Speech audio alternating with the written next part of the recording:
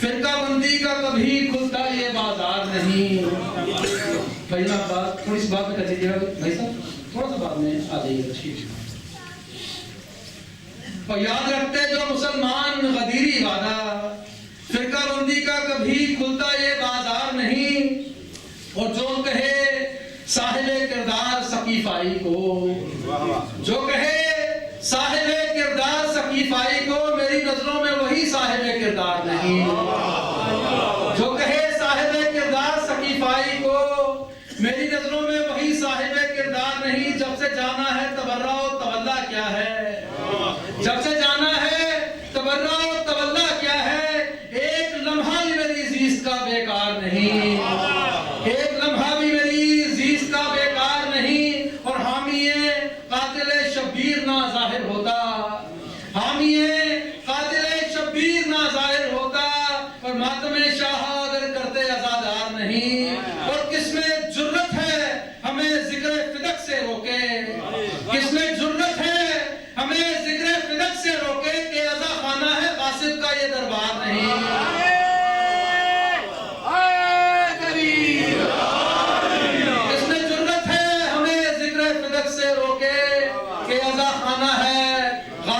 یہ دربار نہیں, یہ ازا خانہ ہے غاصب کا یہ دربار نہیں. اس کے ساتھ ہی نہایت ادب سے, نہایت احترام سے ملتمس ہوں انڈیا سے تشریف لائے ہوئے ہمارے عالم دین حجت الاسلام قبلہ سید قمر سلطان صاحب سے آئے, اور آج کی اس مجلس میں ان سے خطاب فرمائیں. سب مل کے نعرہ تکبیر, نعرہ تکبیر, نعرہ رسالت, نعرہ رسالت,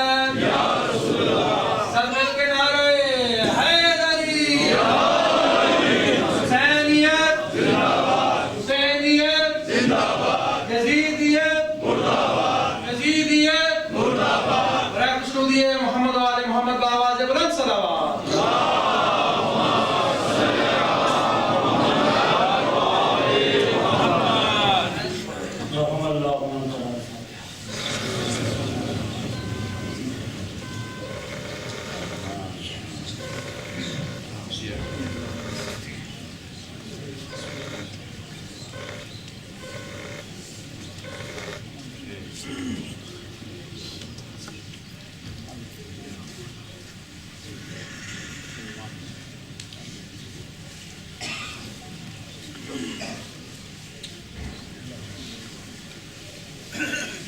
ماشاءاللہ لا حول ولا قوة الا بالله العلي العظيم. اعوذ بالله من الشيطان اللعين الرجيم. بسم الله الرحمن الرحيم. الحمد لله رب العالمين, والصلاة والسلام على أشرف الأنبياء والمرسلين علي القاسم محمد.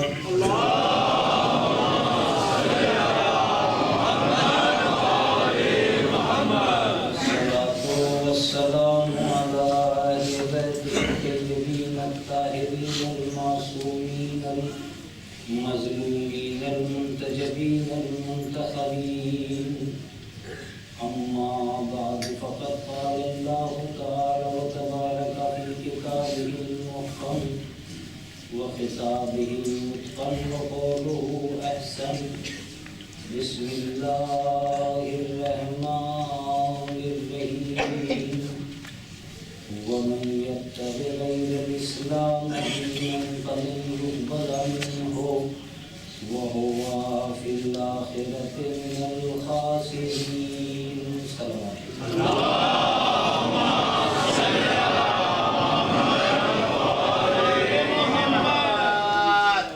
حضرات کرام قدر, میری اور آپ کی گفتگو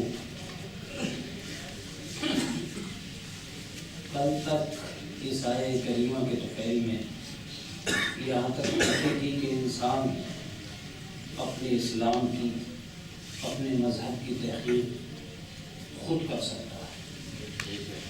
یہ دور جو چل رہا ہے, اس دور میں ہر آدمی بنام اسلام جینے کی کوشش کر رہا ہے. لیکن سوال یہ پیدا ہوتا ہے کہ کس کے اسلام کا تعلق حقیقت سے ہے اور کس کے اسلام کا تعلق حقیقت سے نہیں ہے۔ ایک لفظ جو درمیان میں میرے بچوں کو مطمئن کرے گا، اپنے اسلام کا شور مچا کر دوسرے کو یقین دلا دینا آسان ہے، لیکن اپنے اسلام سے خود کو مطمئن کر دینا مشکل ہے۔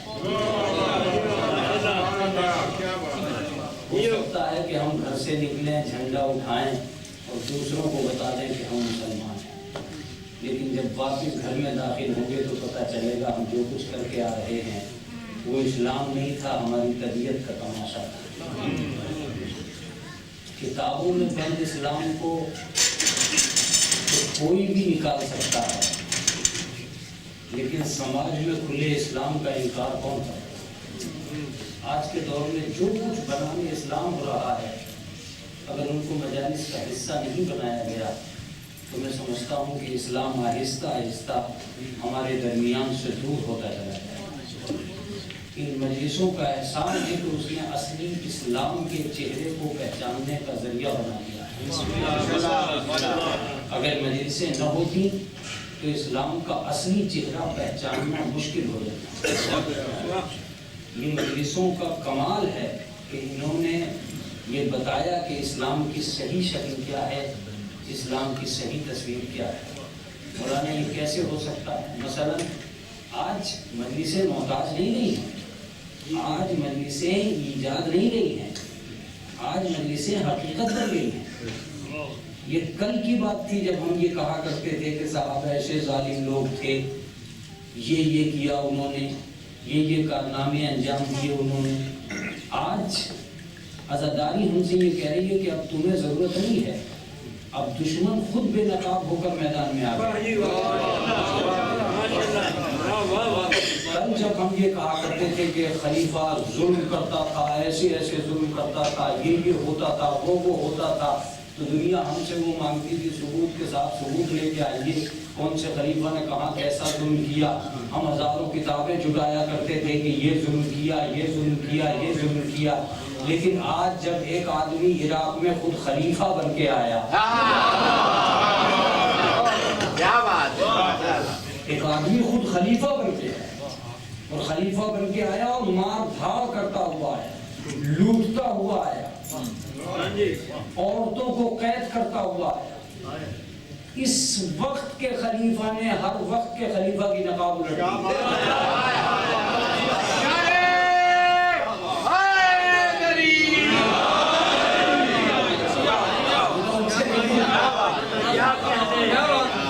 اس موجودہ انسان نے ہر آدمی کی نقاب پلٹ دی۔ جب آپ کو کتابوں میں دکھلانے کی ضرورت نہیں ہے، اب آپ کو مجلسوں میں چھپا کر کہنے کی ضرورت نہیں ہے کہ فلاں خلیفہ نے یہ ظلم کر دیا اور فلاں خلیفہ نے یہ ظلم کر دیا، متوکل نے یہ کیا اور عبدالعزیز نے یہ کیا اور مستنصر نے یہ کیا اور منصور دوانقی نے یہ کیا۔ اب آپ کو یہ سب کرنے کی ضرورت نہیں ہے۔ ہم ساری دنیا کو میڈیا پہ، ٹی وی میں باقاعدہ اپنی اپنی کیسٹیں دے کر ساری دنیا کو بتائیں گے کہ خلیفہ کیسا ظلم کر سکتا ہے۔ متوجہ رہیے گا، آج کے دور میں جب ایک انسان دوسرے انسان کا مددگار ہے، جب آدمی ایسا ظلم کر سکتا ہے، تو جب کوئی کسی کا مددگار نہیں تھا تب کیسے ظالم تھے؟ اب آپ متوجہ ہو چکے ہیں۔ آج ہم کہہ رہے ہیں کہ بھائی ساری دنیا مل کے ہمارے ساتھ اس آدمی کو برا کہے، لیکن اب بھی اسے لوگ مبارکباد دے رہے ہیں، اب بھی لوگ اسے مبارکباد دے رہے ہیں۔ اس وقت اس آدمی کو مبارکباد دینا اس بات کی دلیل ہے کہ جب آج کے اس برے کے اتنے ساتھی ہیں تو کل کے بروں کے کتنے ساتھی ہیں۔ صلوات علی محمد و علی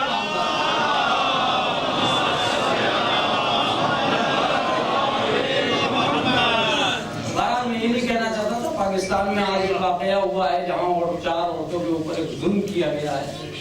اس کی بہرحال یہ ساری دنیائے انسانیت کو مل کر یہ بات سوچنی چاہیے کہ کہیں نہ کہیں انسانیت کی کوئی بنیاد تو رکھی جائے گی۔ اگر انسانیت ہی کی بنیاد نہ رکھی جا سکی تو پھر یہ کیسے ممکن ہے کہ انسان، میں تو یہ لفظ کہنے جا رہا ہوں کہ اسلام کا مسلمان ہونا ثابت بعد میں ہوگا، پہلے وہ اچھا انسان ثابت ہو جائے، یہی مشکل ہے۔ اچھا انسان بھی اگر ثابت ہو گیا تو شاید اس کا مذہب اسی اوٹ میں رہ جائے گا. لیکن اسی لیے قرآن مجید کو یہ کہنا پڑا کہ انسان سے وَمَن يَبْتَغِ غَيْرَ الْإِسْلَامَ دِينًا فَلَن يُقْبَلَ مِنْهُ، اگر تم اسلام کے علاوہ کوئی دین لے کے آؤ گے تو اسے قبول نہیں کیا جائے گا. کون سا اسلام تھا؟ اِنَّ الدِّينَ عِندَ اللَّهِ الْإِسْلَامُ، یہ وہی اسلام تھا جو اللہ کے نزدیک پسندیدہ تھا. سوال یہ پیدا ہوتا تھا کہ وہ پسندیدہ اسلام جو اللہ کے نزدیک پسندیدہ تھا، ہم اگر اسے یہ دیکھنا چاہتے ہیں کہ اسے پیش کرنا چاہتے ہیں تو اللہ نے خود کہا اسی انسان کو جسے پروردگار عالم نے یہ کہا تھا وَلَقَدْ كَرَّمْنَا بَنِي آدم، ہم نے بنی آدم کے سر پہ تاج کرامت رکھا ہے. اسی پروردگار کو اس انسان سے یہ کہنا پڑ رہا اِنَّ الْإِنسَانَ لِرَبِّهِ لَكَنُوبٌ، یہ انسان اپنے رب کا ناشکرا بندہ. دیکھیں اسلام کی حقیقتیں کلیئر ہوتی چلی جائیں گی. اسی قرآن نے جس نے یہ کہا تھا لَقَدْ خَلَقْنَا الْإِنسَانَ فِي أَحْسَنِ تَقْوِيمٍ، ہم نے انسان کو بہترین نوعیت پر پیدا کیا ہے. اسی قرآن کو یہ کہنا پڑا وَالْعَصْرِ إِنَّ الْإِنسَانَ لَفِي خُسْرٍ، بے شک انسان گھاٹے میں ہے. سوال یہ پیدا ہوتا تھا کہ ایک طرف انسان کی بلندی نہیں ناپی جا رہی تھی اور ایک طرف انسان کی پستی نہیں ناپی جا رہی تھی. ایک طرف انسان بلند ہوتا جا رہا تھا اور ایک طرف انسان پست ہوتا جا رہا تھا. اس اسلام کی حقیقت کے تصور کو عام کون کرتا؟ میں ایک لفظ کہنے جا رہا ہوں، اگر کربلا نہ ہوئی ہوتی تو نہ انسان کی بلندی سمجھ میں آتی نہ انسان کی پستی سمجھ میں آتی.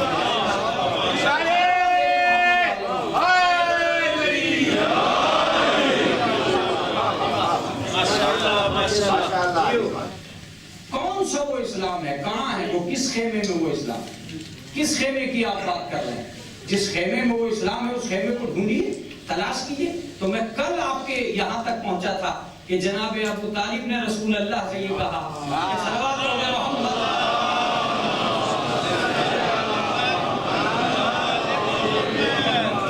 چند لمحے رکوں گا اور چند لمحے رک کے اپنے مقصد کی طرف آ جائیں. متوجہ رہیے گا. پہلا دن طے ہوا، علی مرتضیٰ بلانے کے لیے گئے. یہ بات طے ہو گئی کہ اسلام کی تبلیغ جبھی کامل ہو سکتی ہے جب سب کو بلا کر ایک جگہ جمع کیجیے اور اسلام پہنچائیے. کیا یہ حسین منظر نہیں لگتا ہے آپ کو جو میرے سامنے ہے؟ اس سے زیادہ حسین منظر ہو سکتا ہے تبلیغ دین کا؟ میں ایک لفظ کہنے جا رہا ہوں، جناب زینب کا احسان مانیے کہ انہوں نے در در کی ٹھوکروں سے بچا دیا. کیا حسین جملہ تھا، کیا حسین جملہ تھا، در در کی ٹھوکروں سے بچا دیا. آپ کو گھر گھر جانے کی کیا ضرورت ہے؟ صرف امام حسین کے نام پہ فرش بچھاؤ، ہر گھر یہی چلا.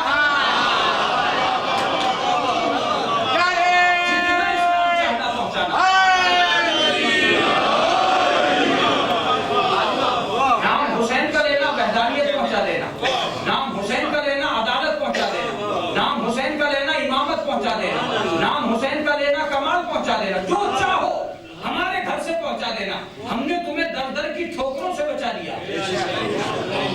اب اگر آپ امام حسین علیہ السلام کے فرض کو چھوڑ کر کہیں اور دین تلاش کر رہے ہیں اور مذہب تلاش کر رہے ہیں تو اس کی شکل کو یقیناً بگڑ جانا چاہیے تھا. یقیناً بگڑ جانا چاہیے تھا. اس لیے بگڑ جانا چاہیے تھا کہ یہ علاج کیا تھا جناب زینب نے. جناب زینب نے یہ علاج کیا تھا کہ ہم نے تمہیں ایک طریقہ کار دے دیا ہے، تم اسی طریقہ کار پر کاربند ہو کر کام کرو. میں ایک لفظ کہتا ہوں، دنیا نے ترقیاں کر کے جسمانی علاج کا اسپتال بنایا تھا، جناب زینب نے روحانیت کا علاج کیا. سلامت بھیجنے محمد والے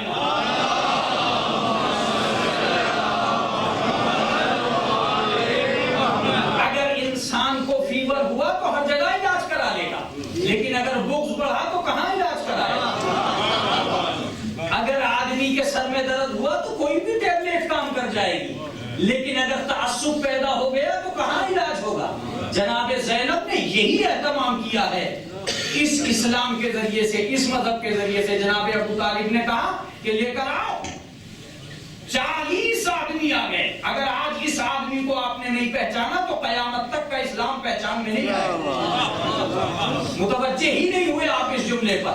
محمد کو بعد میں پہچانا جائے گا، ابو طالب کو پہلے پہچانا جائے گا.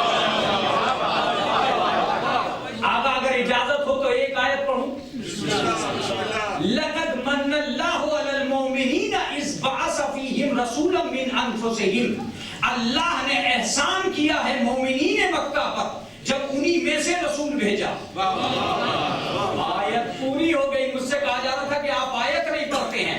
لَقَدْ مَنَّ اللَّهُ عَلَى الْمُؤْمِنِينَ إِذْ بَعَثَ فِيهِمْ رَسُولًا مِّنْ أَنفُسِهِمْ، اللہ نے احسان کیا ہے مومنین مکہ پر جب انہی میں سے ایک رسول بھیجا۔ اس کا مطلب یہ ہے کہ رسول کے آنے سے پہلے مکے میں کچھ مومنین تھے۔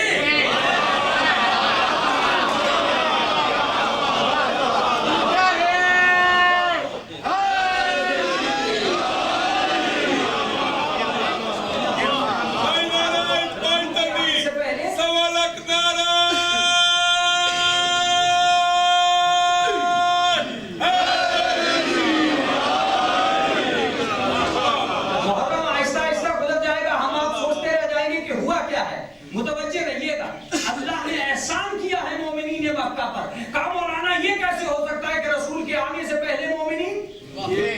آپ غلط سوچ رہے ہیں، ضروری نہیں ہے کہ مومن کی تعریف جو آپ کر رہے ہیں وہی ہو۔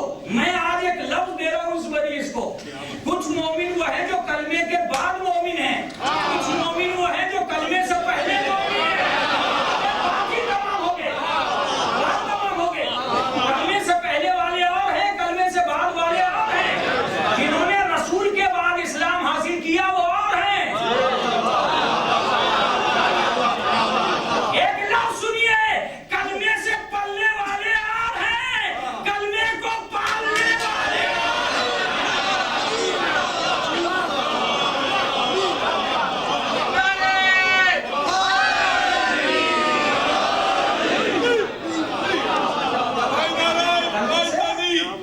بابر شیر نعرہ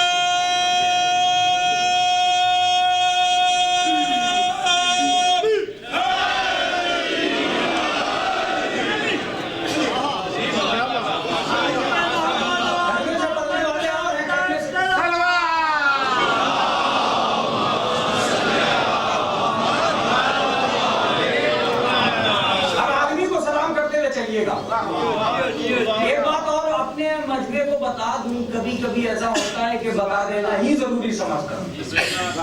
اکثر ایسا ہوتا ہے کہ لوگ نعرہ لگتے ہی گھبرا جاتے ہیں۔ کچھ ایسے افراد ہوتے ہیں، لیکن میں نہیں کہہ رہا ہوں کہ میں آپ سے نعرے لگوانا چاہ رہا ہوں۔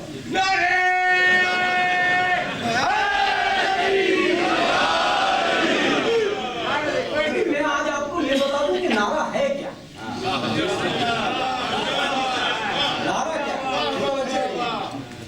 نعرہ اس بات کی دلیل ہے کہ آپ کے پاس ایسے اشخاص ہیں جن کا نام لے کر آپ نعرہ لگا سکیں۔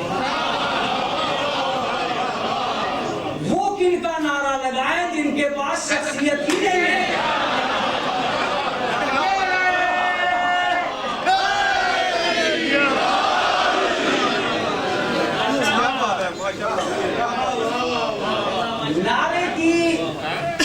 نعرے کی دو سمتیں ہوتی ہیں، نعرے کی دو سمتیں ہوتی ہیں۔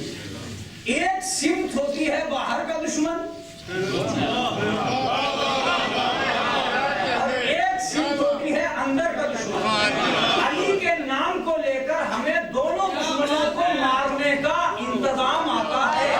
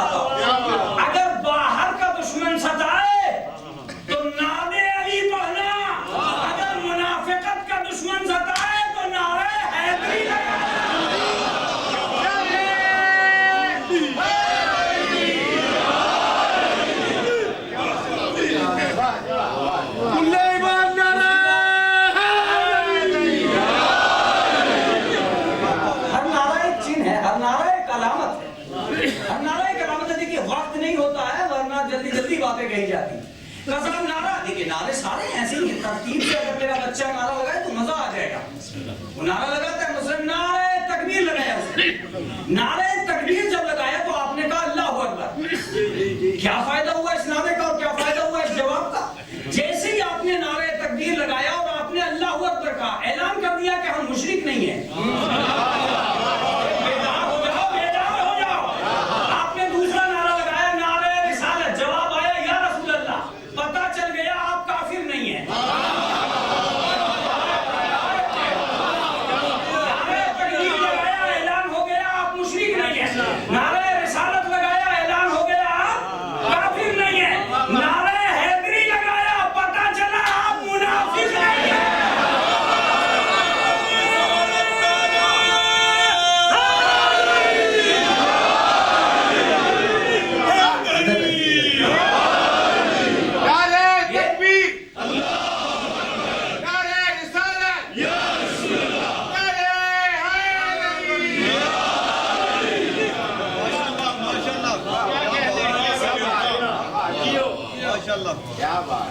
تو مکے میں مومنین کہاں سے, ارے قذاب یہ سب باتیں ہیں.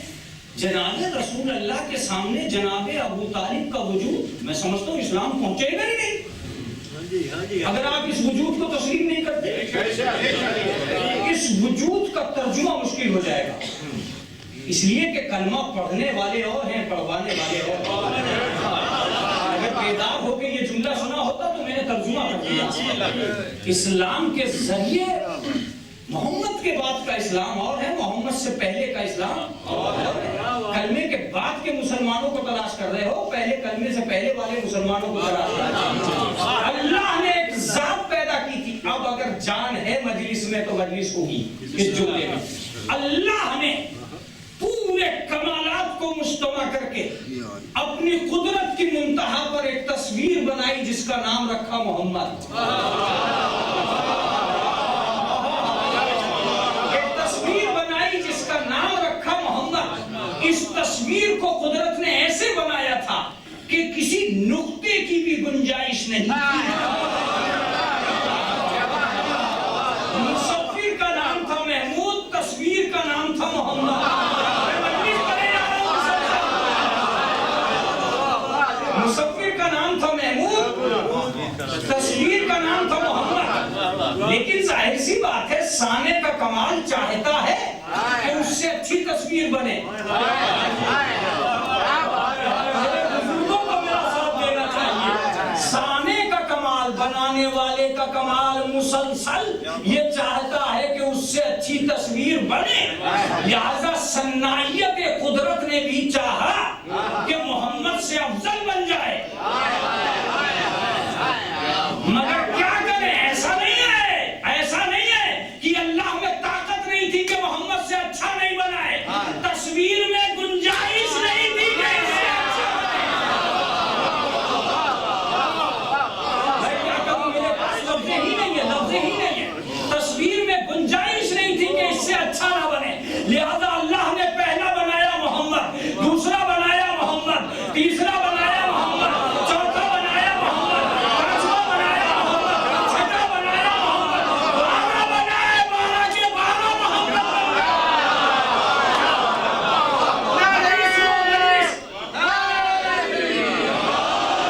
وہ بناتا رہا, محمد بنتے رہے. جب محمد سے افضل نہیں بن سکا تو اللہ نے 12 بنا کے کہا اب ابتدا بھی محمد ہے, انتہا بھی محمد. سلامت ہو کے محمد والے محمد.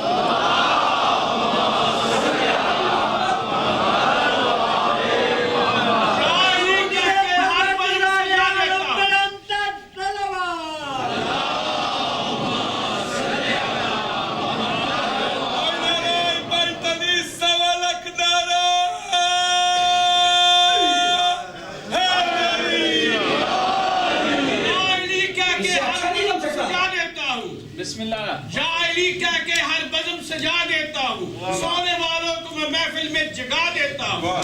کرتا ہوں اس ذکر سے مومن اور منافق روشن, کہیں پہ نور کہیں آگ لگا دیتا ہوں.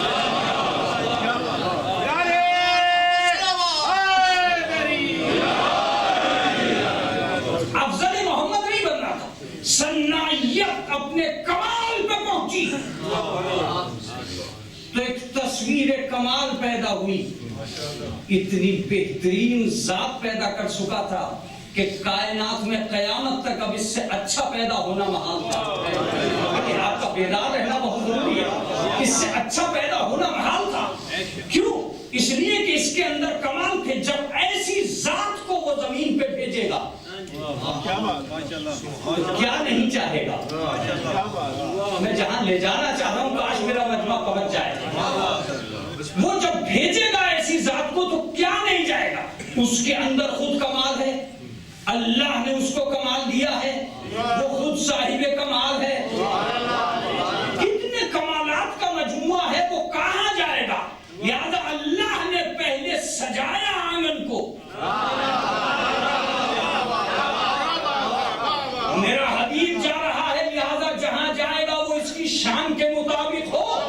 اس کا مطلب یہ ہے کہ اسلام کی ضرورت کو محمد کہتے ہیں، محمد کی ضرورت کو ابو طالب کہتے ہیں۔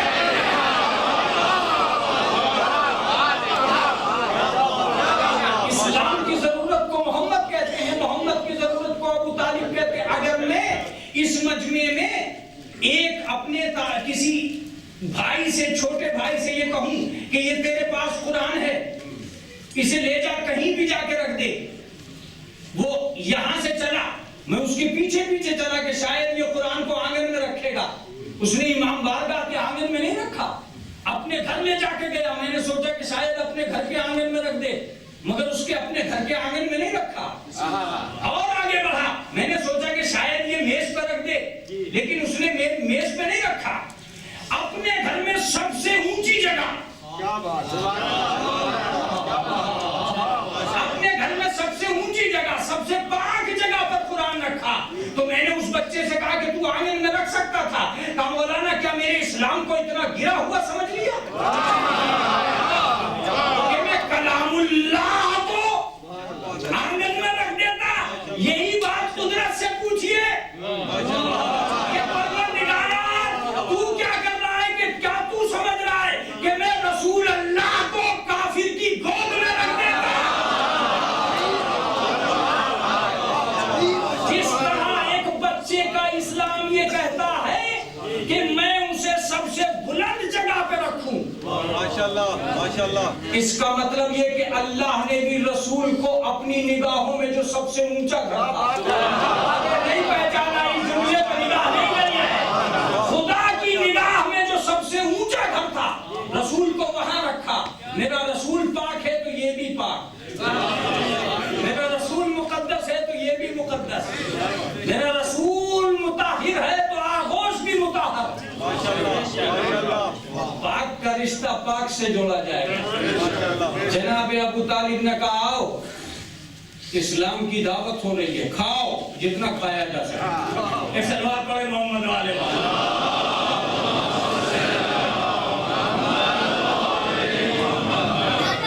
آنے والے آئے، لیکن آتے چلے گئے، کھانے کو دیکھتے چلے گئے، کھانے پر نظر تھی، کھانا کم تھا، میں یہاں سے گریز کر جاؤں گا، بالکل عمومی حیثیت میں نہیں رہ جاؤں گا۔ جب بے چین ہونے لگے تو رسول اللہ نے کہا پہلے انہیں کھانے کھلا دو، پہلے انہیں کھانے کھلا۔ وہ دیکھ چکے تھے کہ 13 آدمیوں کا کھانا ہے اور آدمی 40 ہیں، آدمی 40 ہیں اور 13 آدمیوں کا کھانا ہے۔ علی کو بٹھایا کہ علی نکالنا شروع کرو، علی نے نکالنا شروع کر دیا۔ جب سب کھا چکے اور دیکھا کھانا اتنے کا اتنا ہی ہے تو ایک الزام لگایا کہ جادوگر ہے، بڑھا دیا۔ میں نے علی سے پوچھا کہ کھانا تو یقیناً کم تھا، بڑھا کیسے؟ کہ ان کا عقیدہ سن لیا تو نے؟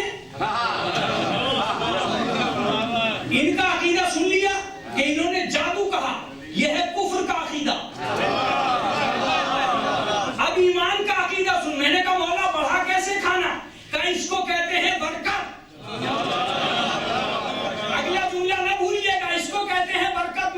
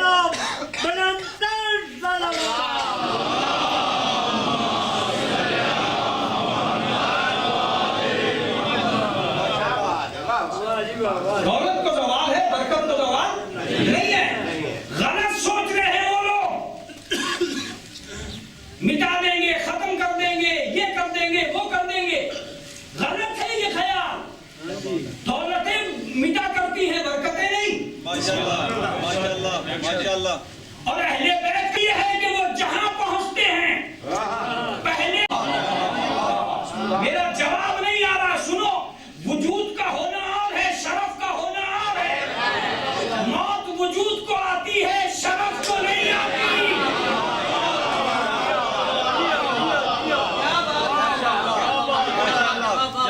تم نے اہل بیت کا ترجمہ غلط کیا ہے۔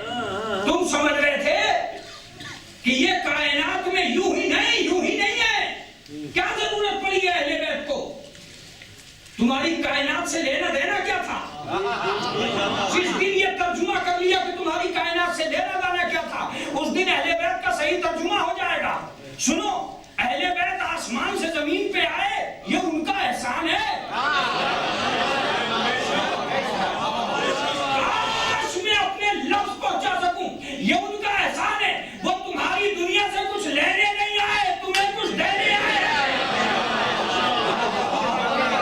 بھول جانا، اہل بیت کا ترجمہ یہ نہیں ہے کہ بٹورنے آئے ہیں، ترجمہ یہ ہے کہ بانٹنے آئے ہیں۔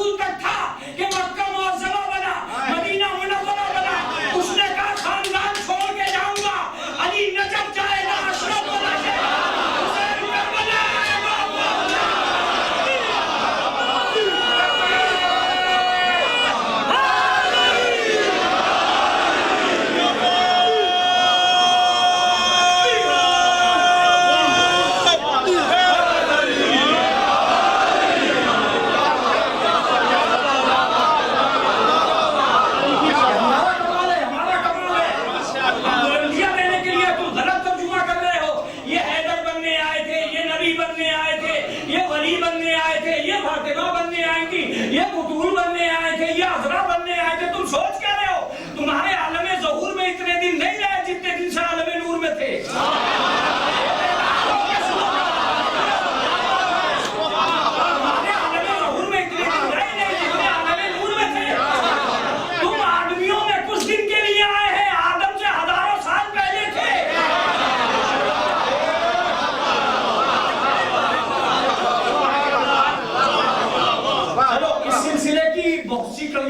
بسم اللہ. لیکن ایک کڑی اور سنا رہا ہوں. بسم اللہ. تم احساس کمتری سے نہ نکلتے اگر ہم نیچے نہ آتے.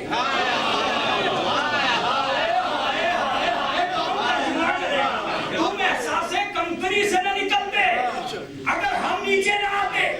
تم زمین پہ کھڑے پوچھ رہے تھے آسمان پہ کیا ہے.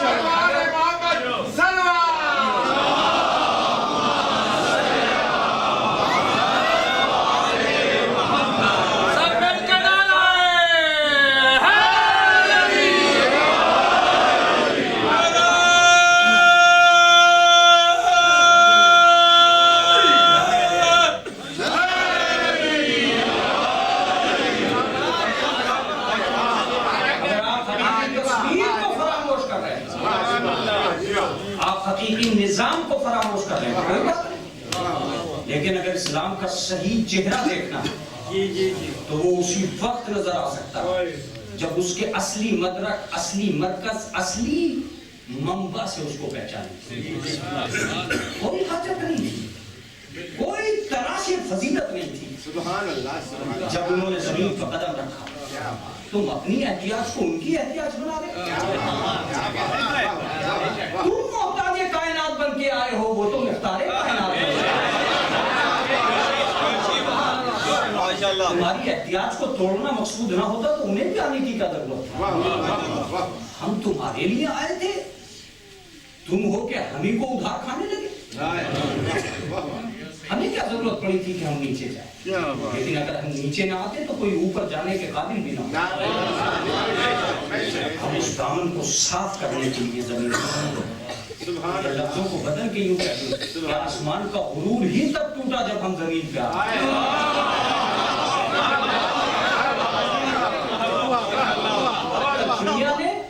اب تک دنیا نے چیزیں بلندیاں آسمان سے لی تھی، ہم بلندیوں کو ساتھ لیتے ہیں.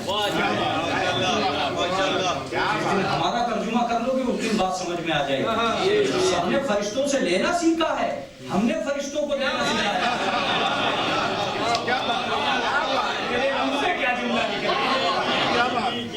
سب فرشتوں سے لیتے چلے آئے ہیں، میرے بیٹے نے والوں پر دیے ہیں. اس نظام کو صحیح تصویر دکھلانے کے لیے ہم نے قدم رکھا ہے. اور رہ گئی یہ بات کہ تم یہ سوچنے لگے کہ ہم اپنی فضیلتوں کے لیے کچھ اکٹھا کرنے اس زمین پہ آ گئے ہیں. یہ حیدر کیوں بننے، یہ کیوں بننے، یہ کیوں بننے. تو جسے بننے کی تمنا ہو وہ سچ سچ کے نکلے گا. جسے بننے کی تمنا نہیں ہوگی وہ کیوں سچنے لگا؟ وہ اسی چادر میں جائے گا کوفے تک. آج میں پوری تاریخ اپنے بچوں کی پڑھی ہوئی تاریخ کا فائدہ اٹھاتا، اسی چادر میں کوفے تک جاؤں گا. الگ سے کوئی قبا نہیں سلواؤں گا کہ مجھے کوئی مولا مان لے.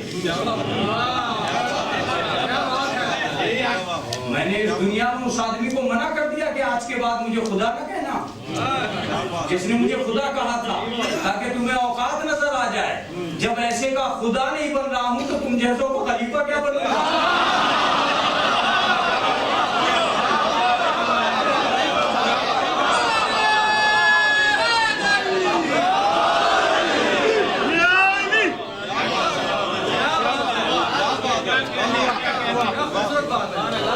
ایک دو جملہ کربلا سے متعلق سنیے اور اس کے بعد مصائب سنیے. ایک دو جملہ. یہ الجھن تھی یزید کی کہ وہ امام حسین سے ٹکرا بیٹھا. وہ اپنی تقدیر کو بگاڑنا چاہتا تھا جو امام حسین سے ٹکرا گیا. ورنہ اصل بات یہ ہے کہ امام حسین علیہ السلام نے گھر سے نکلتے ہی یزید کو ختم کر دیا. آپ پتہ نہیں بیدار نہیں ہے، میں اپنی رو میں ہوں. فکر جب یہاں تک پہنچ جاتی ہے تب بات بنتی ہے. یہ اس کا اپنی غلطی تھی حکومت سمیت کہ وہ ٹکرا بیٹھا. امام حسین نے تو فوراً کہہ دیا تھا کہ سن یزید اگر مجھ سے ٹکرا ہی گیا ہے تو یہ بھی فیصلہ سن لے کہ آج کے بعد تیری حکومت ختم، میری شروع. میں یہ دیکھوں گا کہ کتنا دم باقی ہے مجلس میں. تیری حکومت ختم، میری حکومت شروع. تیرا دور ختم، میرا دور شروع. آج کے بعد اگر تیرے دربار میں اینٹ لگے تو تو جیتا، میرے امام بارے بنے تو میں.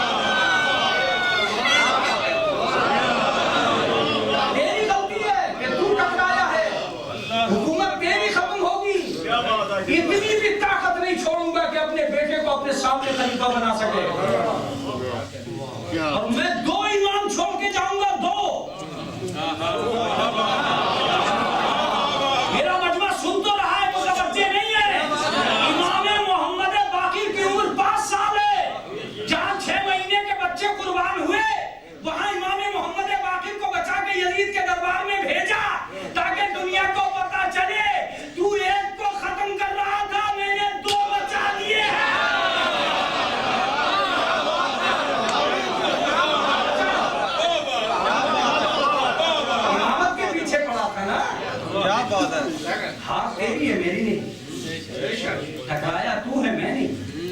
دیکھنا میری مظلومیت کہ تو لشکر کی کثرت کے باوجود بدنام ہوگا، میں لشکر کی قلت کے باوجود نیک نام ہوں گا. اگر ہمت ہے مجلس سننے کی تو یہ جملہ سنیے گا، تیرے لاکھوں کی کوئی فہرست نہیں ہوگی، میرے 72 کی بھی فہرست ہوگی.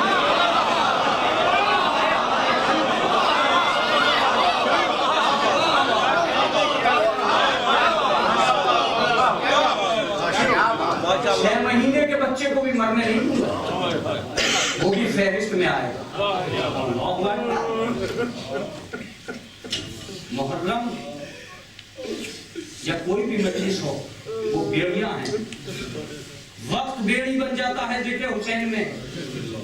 میں کہہ رہا ہوں کہ آج تک میں نے ایک ہی شور سنا ہے جب سے ذاکری شروع کی ہے کہ مولانا وقت نہیں ہے. یہ صرف ذکر حسین ہے جس کے سامنے وقت بھی ہاتھ جوڑے کھڑا، وقت ہاتھ جوڑے کھڑا. لیکن زہرا امام بارگاہ میں بڑھتے ہوئے مجمع کو دیکھ رہے. محرم کی 2 تاریخ، 3 تاریخ، 4 تاریخ، 5 تاریخ، ایک ہزاروں کبھی بھی کوتاہی نہ کرنا، رونے میں کمی نہ کرنا، زہرا تک آواز پہنچانے میں کمی نہ کرنا، امام زمانہ تک آواز پہنچانے میں کمی نہ کرنا. ان آنکھوں کو بچانا نہیں، کبھی بھی تھکن کا شکوہ نہ کرنا، ان کو دیکھنا جو اسیر ہونے کے باوجود نہیں تھکے. خدا تمہیں کسی غم میں نہ رلائے سوائے غم آل محمد. آج بھائی نے بہت اچھا کیا، زیدی صاحب نے کی آپ کی خدمت عالیہ میں جناب وحدہ قلبی کے مسائل پڑھے. لیکن میں آپ کو ایک ذکر سنانا چاہتا ہوں جو ذکر نہیں سنایا گیا، شاید پھر کبھی موقع آئے نہ. جب 2 محرم کو والد میدان کربلا ہوئے امام حسین تو جناب عباس سے کہا کہ اے بھائی جہاں جی چاہے خیمے نصب کرے. جناب عباس نے جناب علی اکبر کے کاندھے پہ ہاتھ رکھ کے کہا کہ شیروں کو ترائی پسند ہوتی ہے، لہذا نہر کے قریب خیمے نصب کیے. نہر کے قریب خیمے نصب ہو گئے. اچانک 4000 کا لشکر سامنے آیا اور سامنے آنے کے بعد میں کہتا ہے کہ عباس نہر سے خیمے ہٹاؤ. اس میں یہی جملے پڑھوں گا، عباس نہر سے خیمے ہٹاؤ. روایت بتاتی ہے کہ جناب عباس 2 قدم آگے بڑھے، تلوار نکالی اور تلوار نکال کے زمین پہ ایک نشان اور نشان کھینچ کے کہا کہ 4000 میں اس نشان کو پار کر کے دکھا. اور ایک جملہ اور کہا کہ یہ ام البنین کے لال کا نشان. یہ میرے عزیزوں اگر ماتم کر سکو تو کرو، اگر رو سکو تو رو. روایت بتاتی ہے کہ جب جناب عباس نے یہ جملہ کہا تو جناب عباس کی آواز بلند ہو گئی. ادھر اصحاب سے امام حسین گفتگو کر رہے تھے کہ اچانک ایک صحابی سے کہا کہ کیا ہوا میرے بھائی کو. جناب امام حسین سے صحابی نے عرض کی اے مولا آپ کے بھائی کو جلال آ گیا، آج عباس جلال میں ہے مولا. بس اتنا سننا تھا. جناب عباس کی طرف دیکھا، جی تو چاہتا ہے کہ تاریخ یہ لکھ دے کہ فوراً جناب امام حسین جائیں گے اور حضرت عباس کو روکیں گے، مگر ایسا نہیں ہوا کہ جناب عباس کو روکا. جناب عباس کو روکا نہیں، بس ایک مرتبہ خیموں کی طرف آئے. خدا تمہیں سلامت رکھ کے خیموں کی طرف آئے اور جناب زینب کے خیمے میں پہنچے اور جناب زینب نے اپنے بھائی کو دیکھا. جناب امام حسین نے ہاتھوں کو جوڑا، آواز بھی بہنا. اللہ اکبر. میں بھی لمس جاتا ہوں جب یہ مسائل پڑھتا ہوں، مجھ سے پڑھے نہیں جاتے ہیں مسائل، لیکن ابھی تو لمس جاتا ہوں. ہاتھوں کو جوڑ رکھا تھا. جناب زینب ہاتھوں سے نکل گئی. یہ بھیا ایسی کیا بات ہے کہ زینب جیسے بھی ہو علی کے شیر کو روک لے.